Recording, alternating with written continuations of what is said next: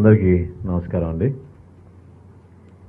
ఈ నూతన ఎక్సైజ్ విధానం పైన మా సబ్ కమిటీ సభ్యులందరూ కూడా చాలా లోతుగా అధ్యయనం చేసి అధికారులు అందించిన సమాచారమే కాకుండా క్షేత్రస్థాయిలో వివిధ సంఘాల నుంచి కూడా ఫీడ్బ్యాక్స్ తెప్పించుకున్నాం.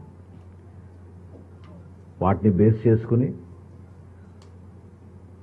మాకున్న అవగాహనతోటి అనేక సందర్భాల్లో ఈ మీటింగ్స్ ఏర్పాటు చేసుకుని చివరికి ఈరోజు మధ్యాహ్నం గౌరవ ముఖ్యమంత్రి గారిని కూడా కలిసి కొంతవరకు ఆయన అభిప్రాయాలు కూడా సేకరించి ఏ విధంగా చేస్తే బాగుంటుందని దానిపైన తుది నిర్ణయానికి వచ్చాం.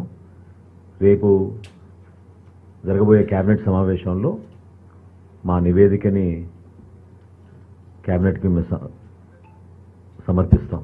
ఇందులో ముఖ్యమైన కొన్ని సూచనలు, అసలు కొత్త పాలసీ ఎందుకు తీసుకురావాల్సి వస్తుంది, ఇన్నోవేటివ్గా ఎందుకు ఉండాల్సి వస్తుంది అనే అంశం పైన మేము ముందుగా చర్చించుకుంటే ఒక బాధ్యత గల ప్రభుత్వంగా ఒక కొత్త ఒరవడి, కొత్త మార్పు తీసుకొచ్చే ఆలోచనతో ముందుగా ప్రజల ఆరోగ్యం గురించి జాగ్రత్తగా మనం అడుగులు వేయాలి. అట్ ద సేమ్ టైం గత 5 సంవత్సరాల్లో వీళ్ళు మెయింటైన్ చేసిన ఇన్కన్సిస్టెంట్ పాలసీ వలన, తప్పుడు విధానం వలన రాష్ట్రం ఎంత ఆర్థికంగా నష్టపోయిందో, ఏ విధంగా ఎక్సైజ్ పాలసీని వీళ్ళు కేవలం వాళ్ళ జేబులు నింపుకోవడానికి కోసం ఉపయోగించుకున్నారో దాని గురించి కూడా స్పష్టంగా మేము అధ్యయనం చేసినప్పుడు మాకే ఆశ్చర్యం కలిగింది. ఇతర రాష్ట్రాలతో పోల్చుకుంటే పొరుగు రాష్ట్రాలు తెలంగాణ కానివ్వండి, కర్ణాటక కానివ్వండి, తమిళనాడు కానివ్వండి, చాలా విచిత్రంగా వీళ్ళు ధరలు పెంచుకుంటూ పోయి వాళ్ళకి నచ్చిన వ్యక్తులనే ప్రమోట్ చేసుకుంటూ, ఒక రోజైతే ఆశ్చర్యకరంగా ఒకే రోజు 2 జియోస్ కూడా రిలీజ్ చేశారు వీళ్ళు. ఉదయం పూట ఒక రేటు, మధ్యాహ్నానికల్లా ఆ రేట్ని 100% పెంచుతూ మరొక జియో రిలీజ్ చేశారు. జియో నంబర్ 128 మరియు జియో నంబర్ 129. సో ప్రజల్లో చైతన్యం తీసుకురావాలి. కొత్త విధానం వలన ఏ విధంగా ఒక మార్పు తీసుకురాగలుగుతాం రాష్ట్రంలో.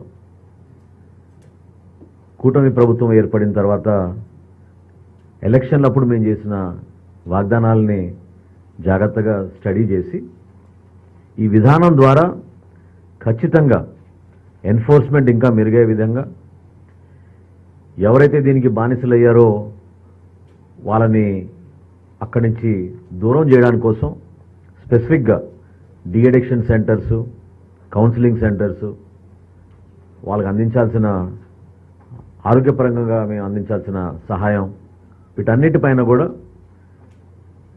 వీటి ద్వారానే కొంతవరకు నిధులు కేటాయించాలనే నిర్ణయం కూడా తీసుకోవడం జరిగింది.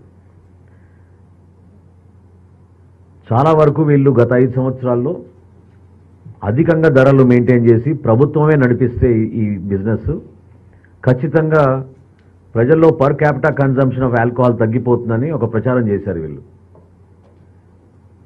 కానీ శ్వేతపత్రం గౌరవ ముఖ్యమంత్రి గారు శాసనసభలో రిలీజ్ చేసినప్పుడు ఆ రోజు చాలా స్పష్టంగా అందరికీ అర్థమైంది.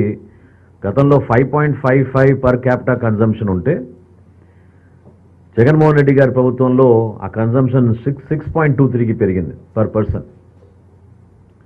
సో ఎంత ఇన్కన్సిస్టెంట్గా వీళ్ళు ఈ పాలసీని రూపొందించారో చాలా క్లియర్గా మన అందరికీ అర్థమవుతుంది. డెఫినెట్గా మేము చేసిన ఈ కసరత్తు తప్పకుండా ఒక ఇన్నోవేటివ్ విధానంలో, అట్ ద సేమ్ టైం మన రాష్ట్రంలో పెట్టుబడులు వచ్చే విధంగా టూరిజం పాలసీని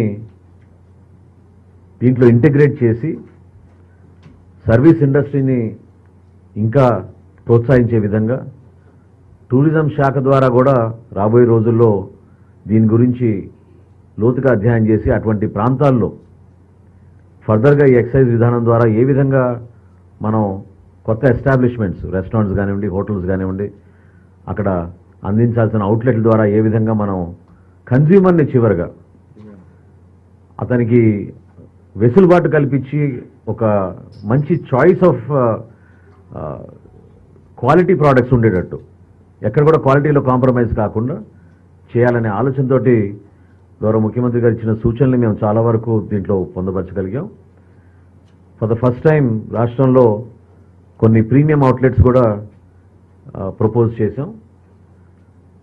అదేవిధంగా ఇందాక నేను అన్నట్టు టూరిజం సెక్టర్ ద్వారా కూడా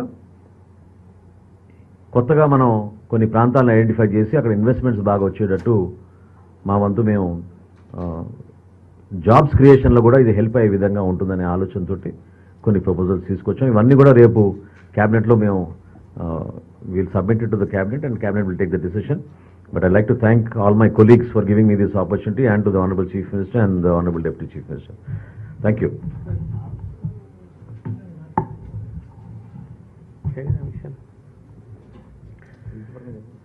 పత్రికా మిత్రులందరికీ నమస్కారం. గత